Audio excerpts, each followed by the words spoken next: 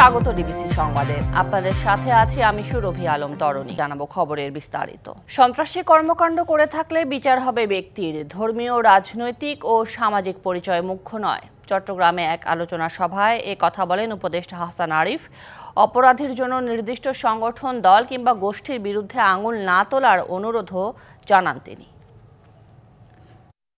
আইন অনুযায়ী তার যে সাজা হওয়ার দরকার সন্ত্রাসী কার্যকলাপের জন্য, সেটা রাষ্ট্রদ্রোহিতাই হোক বা আলিফের হত্যাকাণ্ডের উস্কানিদাতা হিসাবেই হোক, সকল অপরাধের জন্যই তাকে শাস্তি পেতে হবে।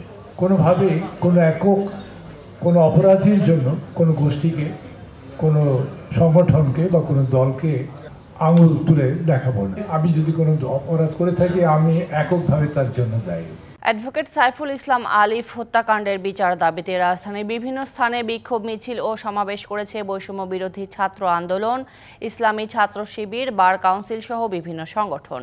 প্রতিবাদী সংগঠকরা বলছেন, এ হত্যাকাণ্ড প্রমাণ করে আবারও মাথা চাড়া দিয়ে উঠছে ফ্যাসিবাদ দোসরদের ষড়যন্ত্র। বুধবার চট্টগ্রাম আদালত চত্বরে কুপিয়ে হত্যা করা হয় অ্যাডভোকেট সাইফুল ইসলাম আলিফকে। প্রতিবাদে বিক্ষোভ মিছিল আর প্রতিবাদ সমাবেশে উত্তাল রাজধানী ঢাকা।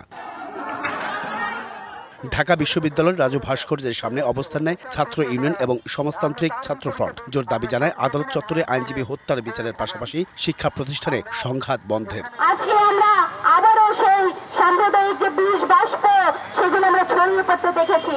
উগ্রবাদীদের হাতে নিহত আইনজীবীর জন্য দোয়া এবং সম্প্রীতি সমাবেশ করে বৈষম্য বিরোধী ছাত্র আন্দোলন। খুনিদের দ্রুত বিচার এবং চিন্ময় কৃষ্ণের ব্যাপারে প্রয়োজনীয় তদন্তে অন্তর্বর্তী সরকারের প্রতি আহ্বান জানান বক্তারা।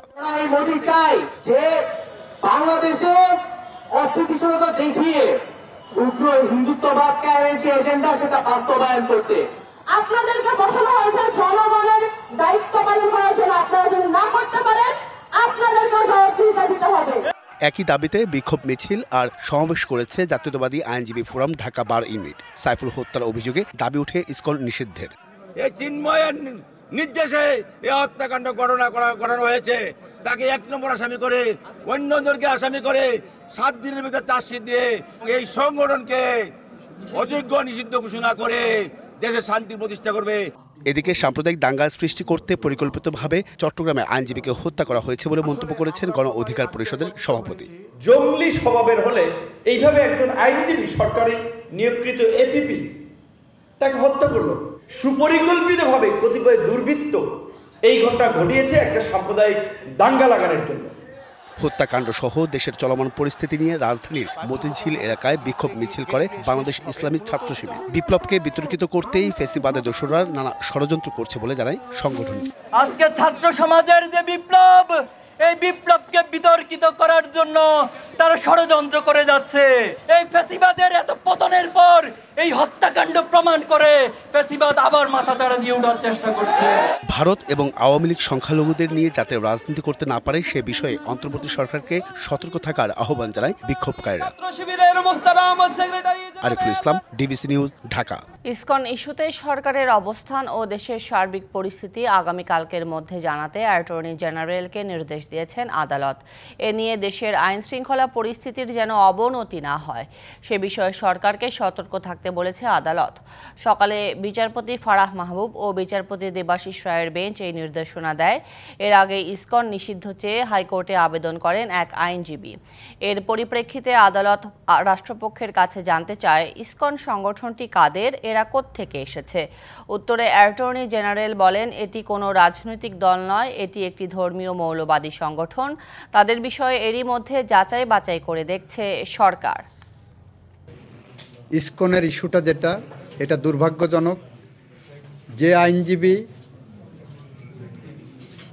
এটা এনেছেন তার হৃদয়ে যে রক্তক্ষরণ হচ্ছে, এই রক্তক্ষরণ বাংলাদেশের 18 কোটি মানুষের হৃদয়েই হচ্ছে। এটা অনাকাঙ্ক্ষিত ঘটনা। এই ঘটনা একটি ক্রিমিনাল অফেন্স। সরকার গুরুত্ব সহকারে এই ঘটনাটিকে দেখছেন এবং এইটার যথাযথ আইনি পদক্ষেপ সরকার নেবেন। অন্তর্বর্তী সরকারের কয়েক মাসে দেশের অস্থিতিশীলতায় উদ্বেগ জানিয়েছে বিএনপি। ধর্মকে ব্যবহার করে উন্মাদনা সৃষ্টি ও দেশকে অস্থিতিশীল করে বিভাজনের দিকে ঠেলে দেয়া হচ্ছে বলে মন্তব্য করেছেন দলটির মহাসচিব মির্জা ফখরুল ইসলাম আলমগীর। বলেন, এমন কোনো বক্তব্য দেয়া যাবে না যা জাতিকে বিভাজিত করবে। জাতীয় প্রেস ক্লাবের সামনে ছাত্র জনতা নাগরিক ঐক্য পরিষদ আয়োজিত বেগম খালেদা জিয়া ও বিএনপির ভারপ্রাপ্ত চেয়ারম্যান তারেক রহমান সহ রাজনীতিবিদদের সকল মিথ্যা মামলা প্রত্যাহারের দাবিতে অবস্থান কর্মসূচি। কর্মসূচিতে বিএনপি চেয়ারপারসনের উপদেষ্টা জয়নুল আবদিন ফারুক বলেন, কোনো রাজনৈতিক দল ধর্মের নামে ষড়যন্ত্র চায় না। বাংলাদেশে কোনোদিনও আমরা সেই সাম্প্রদায়িকতা সৃষ্টি করে, অস্থিরতা সৃষ্টি করে কোনোদিনও এই সরকার আমরা চাই না এই সরকার করুক। কিন্তু উস্কানি দিচ্ছেন আপনার দেশে বসা সেই শেখ হাসিনা, যার বিরুদ্ধে 500 অধিক মামলা। জাতীয় প্রেস ক্লাবে স্বৈরাচারের পতন, গণতান্ত্রিক আন্দোলন ও রাষ্ট্র গঠনে চিকিৎসক সমাজের ভূমিকা শীর্ষক আলোচনা সভায় বিএনপি মহাসচিব মির্জা ফখরুল ইসলাম আলমগীর অন্তর্বর্তীকালীন সরকারের এই অল্প দিনেই দেশের এমন অস্থিরতায় উদ্বেগ প্রকাশ করেন। নিন্দা জানান প্রথম আলো, ডেইলি স্টার সহ গণমাধ্যমে হামলার। 3 মাসও যায়নি, এখন একজন আরেকজনের বুকে রক্ত ঝরাচ্ছে। 3 মাসও যায়নি, এখন পত্রিকা অফিস পুড়িয়ে দেওয়া হচ্ছে, আক্রমণ করছে। কোন বাংলাদেশ? আমরা কি 5 তারিখের আগেই বাংলাদেশকে চিনতাম? কোথায় সমস্যাটা, কোথায়? আমি বলেন, জাতিকে যারা বিভাজনের দিকে ঠেলছে তারা মিত্র নয়, শত্রু। আপনি চিন্তা করতে পারেন ধর্মকে কেন্দ্র করে কি উন্মাদনা শুরু হয়েছে বাংলাদেশে। আপনারা গভীরভাবে চিন্তা করবেন যে আজকে বিভাজনের দিকে ঠেলছে, অনেকের দিকে ঠেলছে, তারা আমাদের আসলে শত্রু না মিত্র। বিএনপি গণতন্ত্রে বিশ্বাস করে জানিয়ে সব ষড়যন্ত্র মোকাবিলায় মানুষকে ঐক্যবদ্ধ থেকে প্রতিরোধ গড়ে তোলার আহ্বান জানান বিএনপি মহাসচিব। বিভাজনের কাছে আপনারা কখনো মাথা নোয়াবেন না। সাব্বির রোজ, ডিবিসি নিউজ, ঢাকা। দীর্ঘ 7 বছরেরও বেশি সময় পর উন্নত চিকিৎসার জন্য বিদেশ যাচ্ছেন বিএনপি চেয়ারপারসন বেগম খালেদা জিয়া।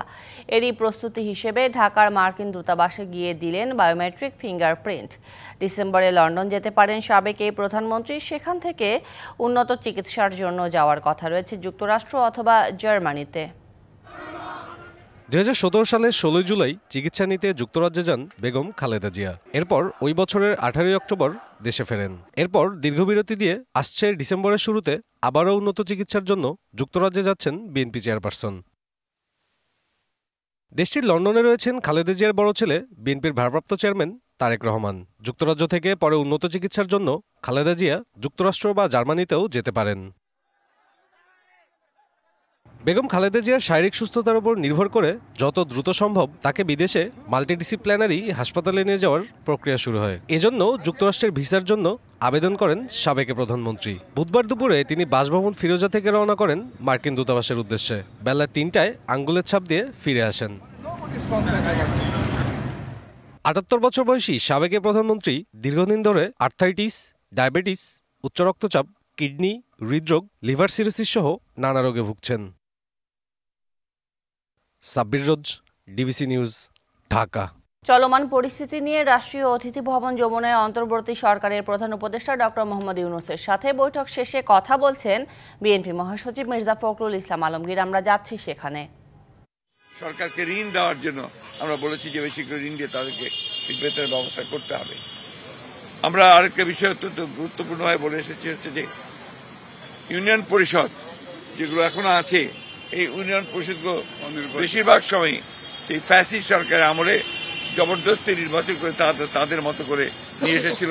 এটাকে অবিলম্বে আমরা মনে করি যেহেতু সিটি কর্পোরেশন ভাঙা হয়েছে, পৌর কর্পোরেশনগুলো ভাঙা হয়েছে, উপজেলা ভাঙা হয়েছে, সুতরাং এটাকে ভেঙে দিয়ে পরবর্তী নির্বাচনের মধ্যে দিয়ে আসবে এবং ট্রেড বডিগুলোকে ভেঙে দিয়ে আমরা বলেছি যে কি নির্বাচনের মাধ্যমে এটাকে আপনার পুনরায় আপনার সুষ্ঠুভাবে নিয়ে আসার জন্য আমরা বলেছি। সামগ্রিকভাবে আমাদের সমস্ত রাজনৈতিক দলগুলোর সাথে আলাপ আলোচনা করে এই একটা জাতীয় ঐক্য সৃষ্টি করার ব্যাপারেও আমরা আহ্বান জানিয়েছি। আমরা সেই সঙ্গে আপনার এটাও বলেছি যে আমাদের নির্বাচন যেটা সবচেয়ে বেশি প্রয়োজন, সংস্কারগুলোকে আপনার সম্পূর্ণ করে অবিলম্বে যত দ্রুত সম্ভব রোড ম্যাপ দেওয়ার কথা আমরা বলে এসেছি, যে একটা রোড ম্যাপ অত্যন্ত জরুরি। এই কথাগুলি আমরা তাদেরকে বলেছি এবং প্রধান উপদেষ্টা এবং তার সঙ্গে যারা উপদেষ্টা মন্ডলীর সদস্য ছিলেন তারা অত্যন্ত শান্তিপূর্ণভাবে মনোযোগ সহকারে আমাদের কথাগুলো শুনেছেন এবং আমরা বিশ্বাস করি যে তাগুলো গুরুত্ব দিয়ে তারা এটাকে প্রয়োগ করার ব্যবস্থা করে। আরেকটা বিষয়, আমরা সমস্ত মামলাগুলো যেগুলো আমাদের সময় ফ্যাসিস্ট সরকার করেছিল, এই মামলাগুলোকে প্রত্যাহারের ব্যাপারে আমরা দ্রুততার সঙ্গে ব্যবস্থা গ্রহণ করার জন্য অনুরোধ করেছি। Thank you. বিভিন্ন মহল থেকে দ্বিকক্ষ বিশিষ্ট সংসদ ব্যবস্থা সংবিধানে যুক্ত করার প্রস্তাব অংশীজনদের মতামতের ভিত্তিতে নেওয়া হবে। নিজেদের এমন সিদ্ধান্তের কথা জানিয়েছেন নির্বাচন সংস্কার কমিশনের প্রধান বদিউল আলম মজুমদার।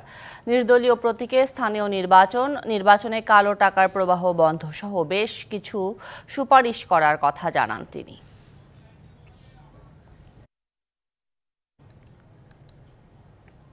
ক্যাবিনেট কক্ষে ক্ষুদ্র নৃগোষ্ঠীর প্রতিনিধিদের সঙ্গে মতবিনিময় সভার আয়োজন করেন নির্বাচন ব্যবস্থা সংস্কার কমিশন। পরে সাংবাদিকদের সঙ্গে কথা বলেন এর প্রধান। সংলাপে সারা দেশ থেকে আসা প্রতিনিধিরা বলেন, আইনের শাসন প্রতিষ্ঠা করা গেলে সমাজের বৈষম্য দূর হবে। নির্দলীয় প্রতীকে স্থানীয় নির্বাচনে কালো টাকার প্রবাহ বন্ধ সহ বেশ কিছু সুপারিশ তুলে ধরা হয়। একজন যদি আপনার কালোবাজারে সে ভোটের আসন কেনে, তাহলে আমাদের অবস্থা কোথায় হবে? স্থানীয় এবং জাতীয় পর্যায়ে যদি কোনো প্রতিবন্ধী ব্যক্তিরা দাঁড়ান, সেক্ষেত্রে তারা অনেক বাধার সম্মুখীন হন। তো আপনারা এই দিকটা একটু খেয়াল রাখবেন। কোনো স্থানীয় সরকারের সঙ্গেও আর কি দলিতরা আসতে পারেনি, জানি না কিভাবে এখন সংসদে আসবে, কিন্তু আমাদের আশা আছে। দ্বিকক্ষ বিশিষ্ট সংসদ এবং রাষ্ট্রপতি ও প্রধানমন্ত্রীর ক্ষমতার ভারসাম্য বাস্তবায়ন কঠিন বলে মন্তব্য করেন কমিশনের সদস্য তোফায়েল আহমেদ। পোস্টাল ব্যালটিং সিস্টেমটা এবং কার্ডগুলো যে সংশোধিত হয় নাই, এইগুলোর জন্য একটা স্পেশাল এফোর্ট আপনারাও কিন্তু ইলেকশন কমিশনের সাথে এটা ডায়ালগ করেন। আমরা হেল্প করব, এগুলো নতুনভাবে কিন্তু কার্ডগুলো করুক। বলেন, অতীতে নির্বাচনের মনোনয়ন বাণিজ্য পক্ষপাত দুষ্ট ব্যক্তিদের দিয়ে নির্বাচন পর্যবেক্ষণ করা সহ নানা অনিয়মের অভিযোগ অনেক দিনের। আগামীতে এই ধারা বন্ধ করার বিষয়ে জোরালো পরামর্শ এসেছে। নির্বাচনী যে অদৃশ্য ব্যয়, এটা হলো সেই মনোনয়ন বাণিজ্য, কোটি কোটি টাকা ব্যয় হয়। সাবেক সংরক্ষিত আসনের সদস্য তিনি নাকি 8 কোটি টাকা দিয়ে মনোনয়ন পেতে চেয়েছিলেন। প্রতিনিধিদের কাছ থেকে আদিবাসীদের জন্য আসন ভোটের নিরাপত্তা নিশ্চিতকরণ, প্রতিবন্ধীদের জন্য ভিন্ন ব্যালট ব্যবস্থার দাবি করা হয়েছে বলে জানান নির্বাচন ব্যবস্থা সংস্কার কমিশন। DBC news, Dhaka. রমজানে বাজারে ডিম, দুধ ও মাছ মাংসের যেন কোনো ঘাটতি না থাকে, এজন্য সরবরাহ বাড়ানোর উদ্যোগ নেওয়া হয়েছে বলে জানিয়েছেন মৎস্য ও প্রাণী সম্পদ উপদেষ্টা ফরিদা আক্তার। মন্ত্রণালয়ের 100 দিনের কাজের অগ্রগতি তুলে ধরতে সংবাদ সম্মেলনে এ কথা জানান উপদেষ্টা। হাঁসের ডিম, কোয়েলের ডিমও যুক্ত করে উনি বলছেন 6 কোটি আমাদের। আসলে তো হাঁসের ডিমও তো আমরা অ্যাড করতে পারি। হ্যাঁ, ঢাকায় যে দামের ব্যাপারটা, ওটা সবটা স্বাভাবিক না। এটার মধ্যে সিন্ডিকেট অবশ্যই আছে, হাত বদল আছে। এ পর্যায়ে খেলার দুনিয়ার আপডেট জানাবেন সহকর্মী সারা মাহবুব। শরীফী আলম তরণী, ধন্যবাদ আপনাকে। ঘরোয়া ক্রিকেটকে হালকাভাবে নেয়ার কারণে আন্তর্জাতিক ম্যাচে আত্মবিশ্বাসহীনতায় ভোগে বাংলাদেশের ব্যাটাররা, যার স্পষ্ট প্রভাব পড়েছে ওয়েস্ট ইন্ডিজের বিপক্ষে প্রথম টেস্ট। মন্তব্য করেছেন বোর্ড পরিচালক নাজমুল আবেদিন ফাহিম। এই ক্রিকেট বিশ্লেষক ও বোর্ড পরিচালকের মতে লিটন জাকিরদের ব্যক্তিগত স্কোর বড় করার ক্ষেত্রে আরও মনোযোগী হতে হবে।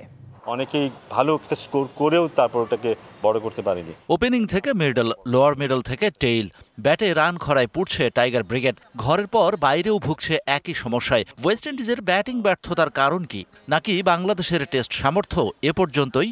ঘরের মাঠে খেলেই তখন সেই প্রতিদ্বন্দ্বিতার ব্যাপারটা আমাদের মাথায় থাকে না। খেলাটাকে সহজভাবে নেই বলে হয়তো খেলাটা একটু সহজ থাকে। যখনই আন্তর্জাতিক ম্যাচ খেলি আমরা, সেটা যে কোনো দলের বিরুদ্ধে হোক না কেন, সেখানে আমরা দেখি আমাদের বিশেষ করে টপ অর্ডারে যথেষ্ট টেন্স থাকতে দেখি আমাদের ব্যাটারদের। সেখানে সিদ্ধান্তহীনতায় তারা ভোগে। শুরুর ধাক্কায় জয় জাকিরদের ওপেনিং পেয়ার ভাঙে তাসের ঘরের মতো। সেই ঝড় সামলাতে গিয়েই খেই হারায় বাকিরা। তবে দ্বিতীয় টেস্টের জন্য ওপেনিংয়ে পরিবর্তন চাইলে আস্থা রাখার মতো কাউকে খুঁজে পাওয়া যাচ্ছে না, তেমনটাই মনে করছেন এই বোর্ড পরিচালক। কারো কারো ট্র্যাক রেকর্ড যদি আমরা দেখি, বেশ অনেকগুলো ইনিংসেই তারা কিন্তু ফেল করেছে। সেই দিক থেকে বিবেচনা করলে এরকম মনে আসতেই পারে। বাট পাশাপাশি এটা মনে হতে পারে যে নতুন যাকে দেব সেই যে ভালো করবে তার কি গ্যারান্টি আছে। বল হাতে তাসকিন শরীফুলরা আপ টু দ্য মার্কে। উইকেট ও বলের ব্যবহার 100-তে 100। বিপরীতে ঘরে বাইরে দলকে সমানে ডুবিয়ে যাচ্ছে আনারি ব্যাটিং। আমাদের পেস বলাররা ভালো বল করে বা ভালো করে, নতুন বলতে খুবই ভালো বল করে, উইকেটে সাহায্য থাকলে খুব ভালো বল করে, সেইটাই আমাদের ভরসার জায়গা। সেটা যদি আমরা করতে পারি, কিন্তু অনেকবারই আমরা দেখেছি যে হয়তো বিপক্ষ দলে 3টা 4টা 5টা উইকেট পড়ে গেল মোটামুটি অল্প রানে, তারপর ওদের পার্টনারশিপে হয়ে যাওয়াটা, ওই জায়গাটা আমাদেরকে অনেকবার ভুগিয়েছে। কিন্তু ক্যারিবীয় কন্ডিশন কিংবা সেখানকার বাউন্সি উইকেট কোনোটাই নতুন নয় টাইগারদের জন্য, তবুও ব্যর্থতার বৃত্ত ভাঙতে পারছে না ব্যাটাররা। Shahan Papon, DBC news, Dhaka. Champions trophy নিয়ে চূড়ান্ত সিদ্ধান্ত নিতে আগামী 29শে নভেম্বর বোর্ড মিটিং ডেকেছে আইসিসি। কোন ভেন্যুতে খেলা হবে, সেই সাথে কবে সূচি প্রকাশ করা হবে, সবকিছু সিদ্ধান্ত আসবে ভার্চুয়াল এই সভায়। সিদ্ধান্ত না আসা পর্যন্ত এই মিটিং চলমান থাকবে। গুঞ্জন আছে সভায় পাকিস্তানকে হাইব্রিড মডেলের জন্যই প্রস্তাব দেয়া হবে। চ্যাম্পিয়ন্স ট্রফি নিয়ে দড়ি টানাটানি এখনও চলমান, অথচ টুর্নামেন্টের বাকি আছে মাত্র 2 মাসের কিছু বেশি সময়। কিন্তু এখন পর্যন্ত ভেন্যু নিয়ে জটিলতা, টুর্নামেন্টের সূচি ঘোষণা কিছুই করা সম্ভব হয়নি। ভারতের পাকিস্তানে যেতে অনাগ্রহ এবং পাকিস্তানের হাইব্রিড মডেলে অনীহার কারণে সৃষ্টি হওয়া দূরত্ব অনিশ্চিত করে রেখেছে প্রেস্টিজিয়াস এই আসরকে। তবে এবার কিছুটা আশার সঞ্চার হয়েছে, কারণ চ্যাম্পিয়ন্স ট্রফি নিয়ে চূড়ান্ত সিদ্ধান্ত নিতে আগামী শুক্রবার ডাকা হয়েছে বোর্ড মিটিং। ক্রিকেট পাকিস্তানে বলা হয়েছে এই বোর্ড সভায় পাকিস্তানকে হাইব্রিড মডেলের প্রস্তাব দেওয়া হবে। এতে তারা যদি রাজি না হয় তাহলে ভোটিং প্রক্রিয়ার মাধ্যমে দেশটির হোস্টিং অধিকার কেড়ে নেওয়ার পরিকল্পনা রয়েছে। এছাড়াও পাকিস্তানকে রাজি করাতে আর্থিক প্রণোদনা ব্যবহার করা হবে। হাইব্রিড মডেলের এই প্রস্তাবে সেমিফাইনাল, ফাইনাল ম্যাচ সহ ভারতের সব ম্যাচ সম্ভাব্য ভেন্যু দুবাই এবং আবুধাবিতে আয়োজনের কথা বলা হবে। তবে ভারত যদি সেমিতে উঠতে না পারে তাহলে সেই ম্যাচগুলো পাকিস্তানেই রাখার চিন্তা করা হয়েছে। পাকিস্তান এমন সব প্রস্তাবে রাজি হবে না বলেও ক্রিকেট পাকিস্তানে বলা হয়েছে। তবে রাজি না হয়েও হয়তো উপায় থাকবে না পাকিস্তানের, কেননা টুর্নামেন্ট আয়োজনের স্বপ্নে আরেক ধাক্কা খেতে হয়েছে পাকিস্তানকে। বর্তমানে দেশটিতে ইমরান খানের মুক্তির দাবিতে ব্যাপক আন্দোলন চলছে, দেখা দিয়েছে বড় রকমের রাজনৈতিক অচলাবস্থা, যার কারণে পাকিস্তান সফরের মাঝ পথেই দেশে ফিরে যাচ্ছে শ্রীলঙ্কা এ দল। এমন অবস্থা চলমান থাকলে শেষ পর্যন্ত পাকিস্তানে চ্যাম্পিয়ন্স ট্রফি আয়োজনের স্বপ্ন ধূলিসাৎ হতে পারে। Shahriar Hossain, DBC news desk.